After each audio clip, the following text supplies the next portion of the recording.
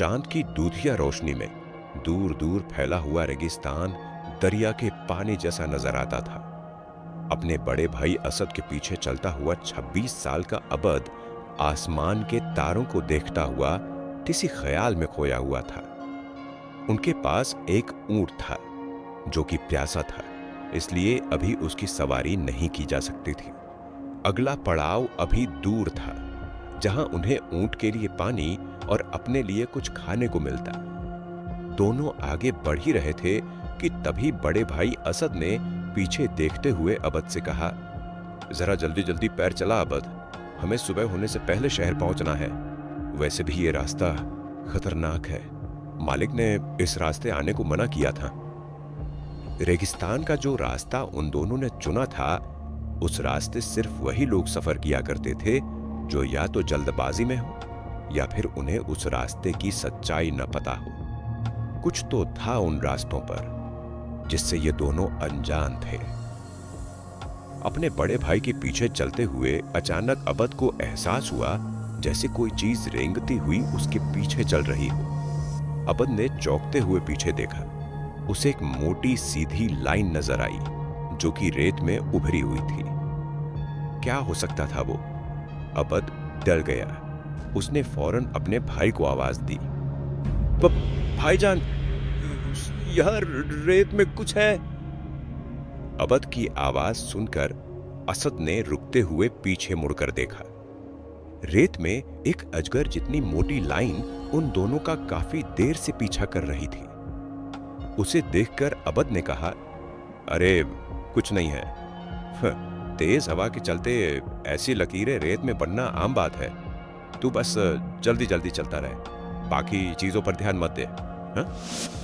इतना बोलते हुए असद दोबारा मुड़कर जल्दी जल्दी चलने लगा। उसने अबद का दिल रखने के लिए ऐसा जवाब तो दे दिया था, मगर उसके चेहरे का डर साफ बयां कर रहा था कि वो रेत में बनी लाइन अपने आप नहीं बनी थी।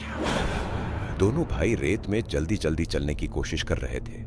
काफी देर से चलने की वजह से उनकी सांसें फूलने लगी थी। वो रेत में बनती लाइन अभी भी उनका पीछा कर रही थी।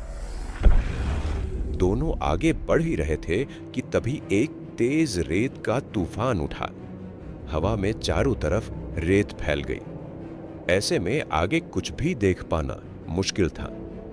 दोनों अपनी आंखों पर हाथ रखकर जमीन पर बैठ गए और दुआ पढ़ने लगे। या अल्लाह हमारी मदद कर। या अल्लाह हमारी मदद कर। जमीन में रेंगती हुई चीज उनके करीब आती जा रही थी। उनका ऊंट डरा हुआ जोर जोर की आवाजें निकाल रहा था। घुटने पर बैठे हुए दोनों ने अपना सिर जमीन पर रख दिया। असद और अबद को अपनी मौत साफ नजर आ रही थी। कुछ देर बाद दोनों ने महसूस किया कि आंधियां चलना बंद हो चुकी थी। दोनों ने अपना सिर ऊपर उठाया और देखा उनसे थोड़ी ही दूरी पर एक टूटी फूटी मजार थी और वो रेत के अंदर रेंगने वाली चीज गायब हो चुकी थी। इस वीराने में ये मजार आखिर किसकी हो सकती थी? दोनों उठकर उस मजार के पास गए। मजार काफी पुरानी हो चुकी थी। वो दोनों उसको देख ही रहे थे कि तभी उनकी नजर मजार के पास रखे एक बड़े से मटके पर गई। दोनों प्यास से तड़प रहे थे। उस वीराने में पानी से भरा मटका मिलना लगभग नामुमकिन था, मगर फिर भी असद ने आगे बढ़ते हुए उस मटके में देखा। मटके को देखकर अबद खुशी से उछल पड़ा। मटका ठंडे पानी से बिल्कुल भरा हुआ था। असद फौरन मटके से पानी निकालकर पीने ही वाला था कि तभी अबद ने उसे रोका। होश में आओ भाईजान, इस वीराने रेगिस्तान में भला पानी कहां से आ सकता है? ये जरूर कोई छलावा है। असद प्यास से तड़प रहा था। उसने अबद पर गुस्सा करते हुए कहा, क्यों नहीं हो सकता? हो सकता है कोई व्यापारियों की टोली इसे यहां छोड़कर चली गई हो। वैसे भी यहां मजार है तो डर कैसा? असद ने पहले उस पानी को चखा और फिर एक सांस में ढेर सारा पानी पी गया। पानी पीकर उसने कहा, अरे वाह, इतना मीठा पानी मैंने आज तक नहीं पिया। फिर अबद ने भी पानी चखा। पानी वाकई बहुत मीठा और ठंडा था। फिर दोनों ने खूब सारा पानी पिया और वहीं लेटकर आराम करने लगे। रात में रेगिस्तान का मौसम ठंडा हो गया था और दोनों काफी थके हुए थे। देखते ही देखते उन्हें गहरी नींद आ गई। रेगिस्तान रेगिस्तान, क्या है तेरा राज, जो आए इस रास्ते पर होगा पर्दाफाश। अबद को किसी लड़के की बेहद मीठी आवाज सुनाई दे रही थी। उस आवाज को सुनकर उसकी नींद टूट गई और वो उठकर बैठ गया। फिर अबद ने जो देखा उस पर वो यकीन ही नहीं कर पा रहा था। उसके चारों तरफ रोशनीदार तंबू लगे हुए थे, जिनमें खाने पीने और ऐशो आराम की सारी चीजें थीं। उसने चौंकते हुए अपने बड़े भाई असद को जगाया। ये नजारा देखकर दोनों ही चौंक पड़े थे कि आखिर वो यहां कैसे आ गए। दोनों समझने की कोशिश कर ही रहे थे कि तभी उनके सामने एक बेहद खूबसूरत लड़की आई, जो कि पहनावे से बंजारन लग रही थी।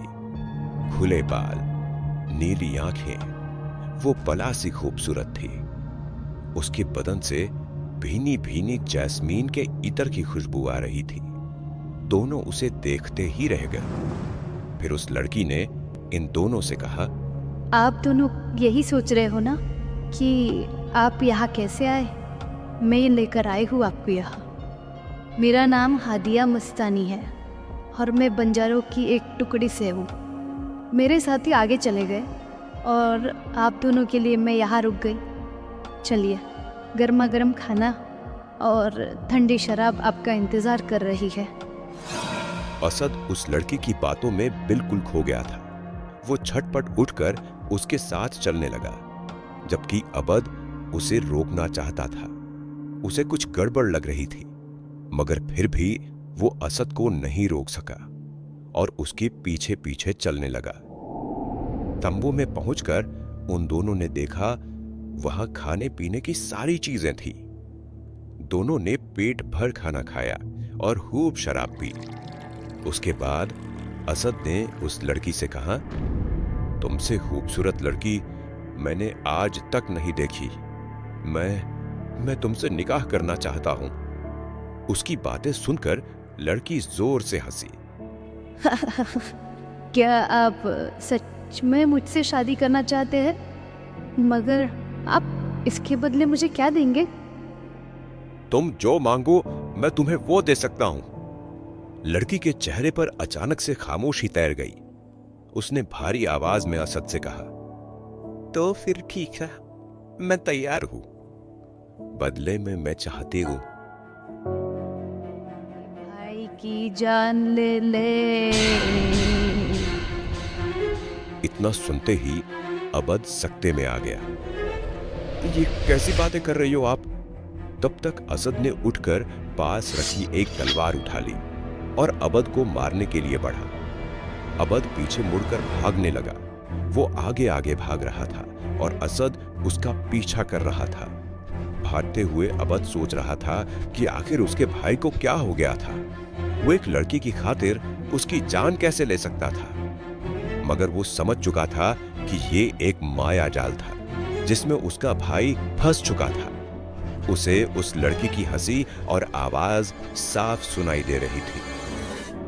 रेगिस्तान रेगिस्तान, क्या है तेरा राज, जो आए इस रास्ते होगा पर्दाफाश।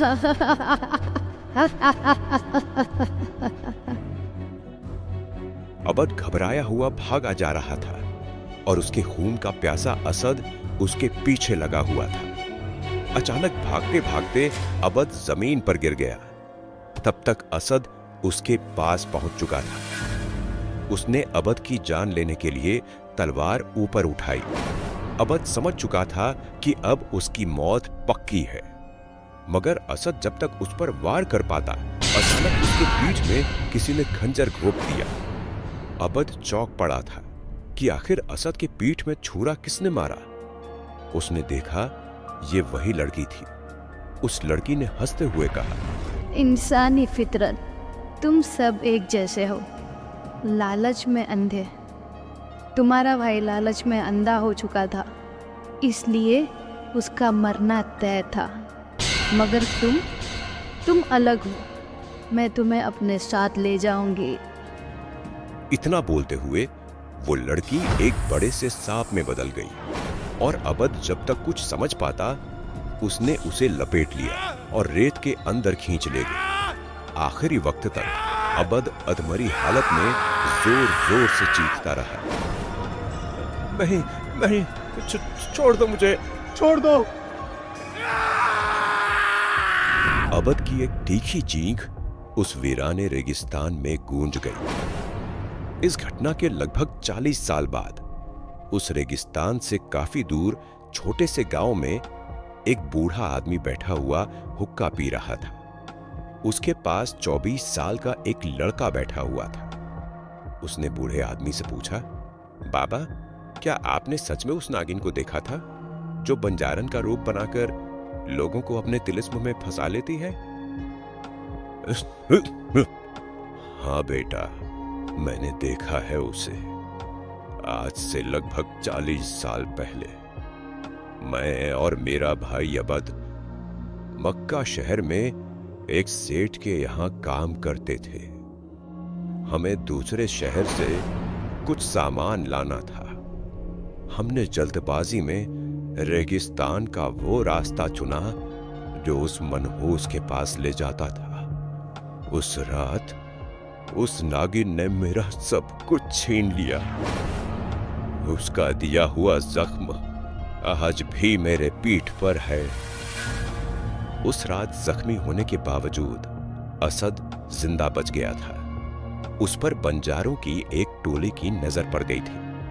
कहते हैं आज भी उस रास्ते पर वो नागिन किसी भटके हुए मुसाफिर का इंतजार करती है।